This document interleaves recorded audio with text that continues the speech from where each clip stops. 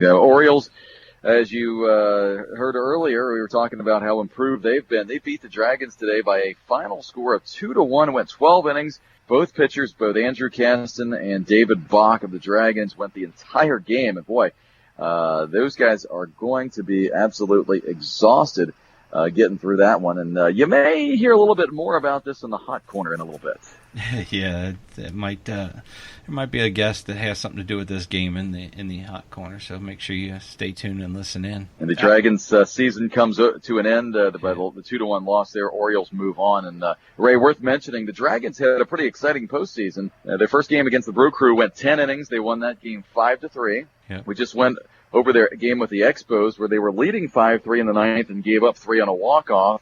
And then, of course, the extra inning affair today. So 3 games down to the wire for the Dragons this year in the postseason. Yeah, that's first-year team, and you play battle every game tough. So something to build on for next year. I know they picked up a good pitcher mid-season, I think, too, this year, right? Was it mid-season? Yeah, Pete Levitt. Yeah. And they also had Bach come on a little bit. And, from where they started beginning of the year, they weren't very good, quite frankly, to start out the season. It took a while to kind of find their sea legs a little bit. And, boy, they've been very competitive down the stretch here. And hats off to our friend Tony Steer. Looks like he's starting to build those Dragons back up and playing some good baseball. And a good end of the season for them. Not how they wanted it to end, but they certainly were very competitive down the stretch here. Yeah. Good luck with next year, and I know they're going to come back and be ready to go and be strong. So, out at Elder High School, we had the Hustle and the Sting going at it, and Hustle able to take the Sting down 10-4. This is in the consolation bracket as well. Is that the first game played at Elder this year? I think it is. This year it is. This year is the first time we've played there. We've used it in the past a couple times. Typically, we can't get it until about mid-August or so, but Randy Wobnitz has some connections out there. A lot of those guys from the Hustle played at Elder. So Coach Thompson hooking us up over there. Our thanks to him at Elder for being gracious enough to host us. And those guys, it's a beautiful complex. Getting in a game over there at that Panther Athletic Complex, from what I've been told, just one of the best facilities you'll find in the greater Cincinnati area. Yeah, it's really nice. We actually played over there with Highlands, and the field over there is really nice, and the whole setup is really nice over there. Glad the guys got to go out there and enjoy a good place to play. This is one game I was hoping to maybe get up and get out there a little early, but to be honest with you, this guy wanted to sleep in a little bit this morning, so did not get up. But your Yankees, they take down the Bulls 9-2. Yeah, 9-2, big win for my ball club today. Tim Lyle goes 7 innings, allowing just 2 runs. He was masterful today, pitched in and out of some trouble in a few innings. We had some pretty good defense. Put up a 3 spot on Rick Rossell in the third. We got 5 more in I believe it was the 6th or 7th to break it open pretty good and go on to a victory of 9-2. And that first game of the series, it's 1-0. Still need to keep our heads on straight here and try to win one more of these next 2. Same 2 teams on Wednesday night. And yeah, it was a big win for us. Certainly did not play as well as we would have liked to against the Bulls in the regular season, and a good chance to avenge a couple of losses there in the regular season. Yeah, well, if you're going to do it, now's the time to do it. So absolutely. What's this I see? Congratulations to Shunk on the wedding. Did our boy Shunk get married? Shunky got married last night, and it's always harder to run the bases with that ball and chain around your ankle, but I'm sure Tyler will find a way, get around those base paths. And when I got married 16 years ago, I remember telling the wife, I said, you know what, I'm still going to be going to baseball every Sunday morning. We can put this in the nuptials if you like, but she was good about it. So hopefully Shunk has done the same. Hopefully he told his lovely wife that baseball is still a high priority. Yeah, that's as long as the wife likes ball and stuff like that, yes. And that'll help out. Because women and kids have a way of getting in the way of your baseball career, but hopefully, yeah, absolutely. Hopefully Tyler's able to keep it rolling there. Meridians and Deerfield out at Indian Hill today, and the Meridians end Deerfield season. Final score 3-2, and the type of ball game you might expect. 2 good teams, good pitching, good defense, and the Meridians move on to the semifinals with a 3-2 win. Boy, this is a team that is really in their 5th year of existence, at least in the CABL. They've played a lot of years in CRC, but Soto has these guys rolling right now. You beat the Hooks a couple weeks ago, beat us a couple times on Sundays, and I'm not sure there's a hotter team in the league right now than the Meridians. Yeah, they're a tough team. I mean, they got good pitching, good hitting. They got a good couple of rubber arms there that are good, solid pitchers. And and Mills and our boy out there, Brett. They could make a run. Yeah, knocking out Deerfield. That's a good one because Deerfield, like I said, has been tough at the end of the year. Really, really strong battles, and the Meridians get to move on. So Meridians pull off the sweep. They move on. Deerfield done for the season. Our final game of the morning involved the Hooks and the Dodgers. Bit of a surprising score here. The Hooks win this game by a final score of 2-0. Congrats to the Dodgers for giving them a pretty good battle. Chris Kandrak out there throwing a gem, but only 4 hits for the Dodgers on the day. They can't muster anything against Demler. Demler just a little bit better, and they win that game 2-0. So the Hooks win that series by virtue of a 2-game sweep, and they move on. And the Dodgers season is done. But that score surprised you a little bit, Ray? Yeah, it actually did. I mean, normally we're looking at the Hooks anyway and seeing double digits. And, to be that close with the Dodgers, I am very shocked. Wow. I mean, that's a pretty good job out the foundation. Maybe they found out a little bit of the foundation curse just a little bit to keep them down.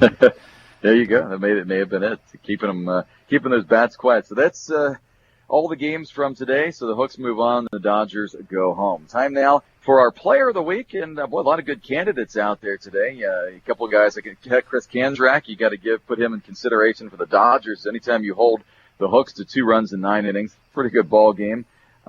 Timmy Lyle for the Yankees today, 7 innings, 2 runs. He played well. Brian Massong of the Bulls, he hit a home run today against us, but just a double short of the cycle, so big game for him.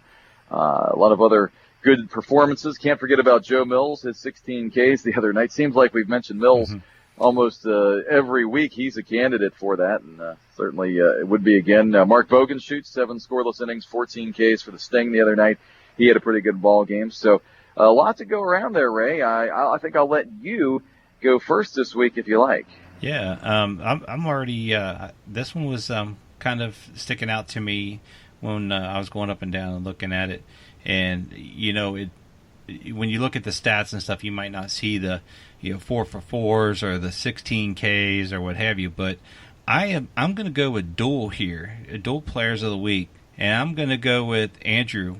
How you say his last name? Is it Cutchin? Andrew Kasten. Yeah, Kasten. Sorry. I'm going to go with Andrew, and I'm going to go with David Bach of the Dragons for going 12 innings each. 12 innings.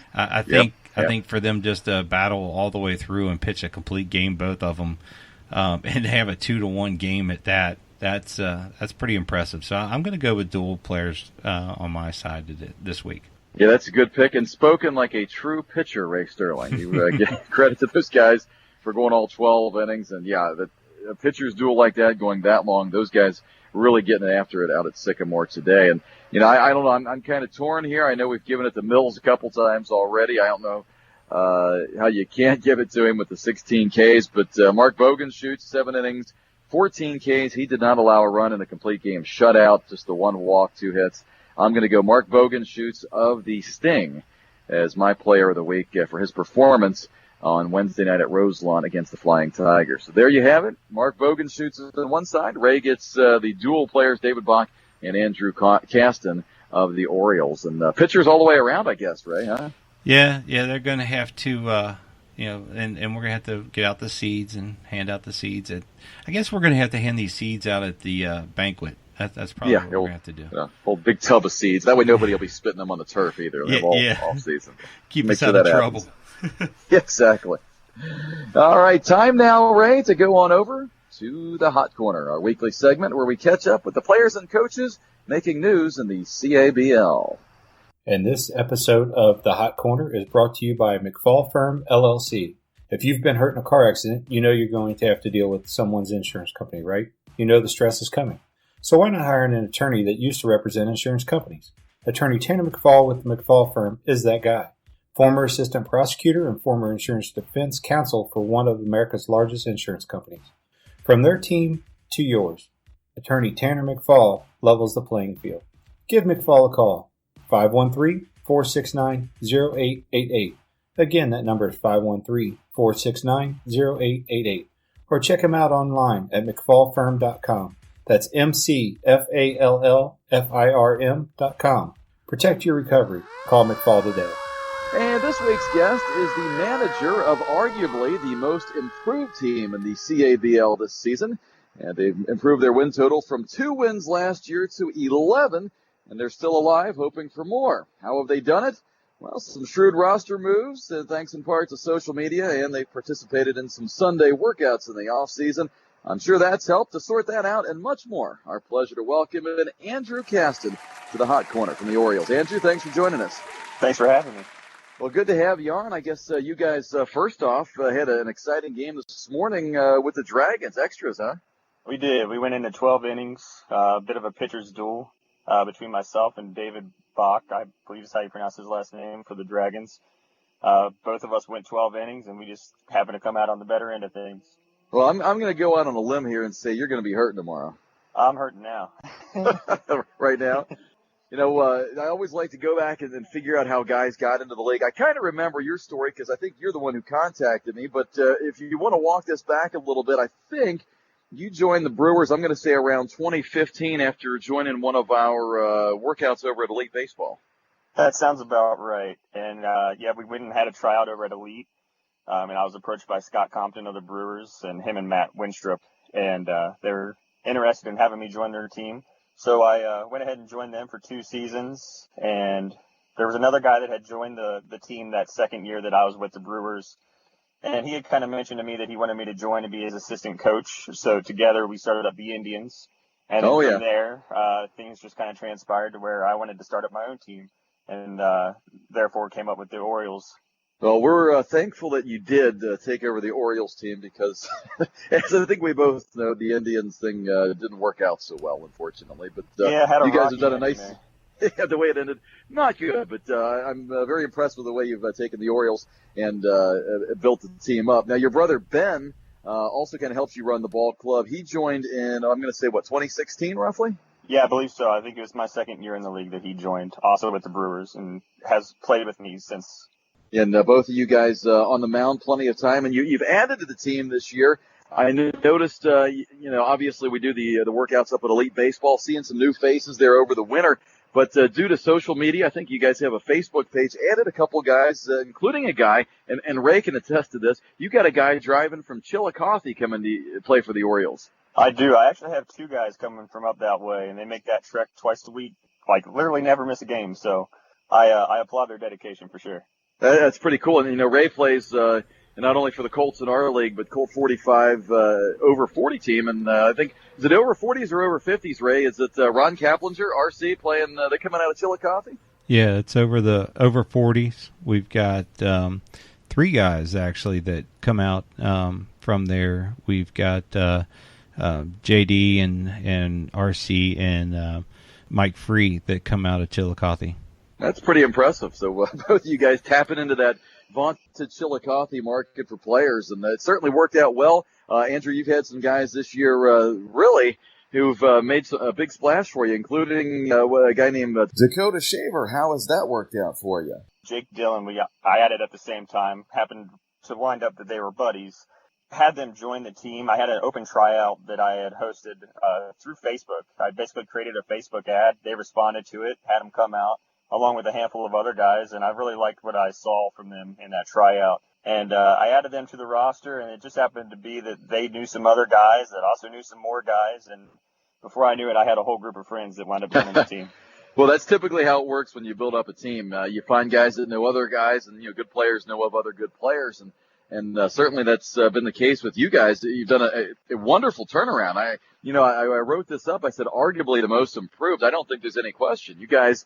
Rough season last year at 2-30, but really a heck of a lot more competitive this year. You picked up your 11th win of the season, I believe, today. And not only that, I'm looking around some of these games where you've been very competitive with good teams. The Colt 45s you took down to the wire. You played the Meridians tough. The game with us was pretty tough. So you guys are across the board very competitive this year. Yeah, it's nice to see our hard work finally starting to pay off. Last year it was fun, but we want to go out and we want to be competitive and win some ball games, and it just wasn't there for us last year. Like I said, with this new group of guys, they're really competitive. they're really good at picking up the energy and getting behind the rest of the team. And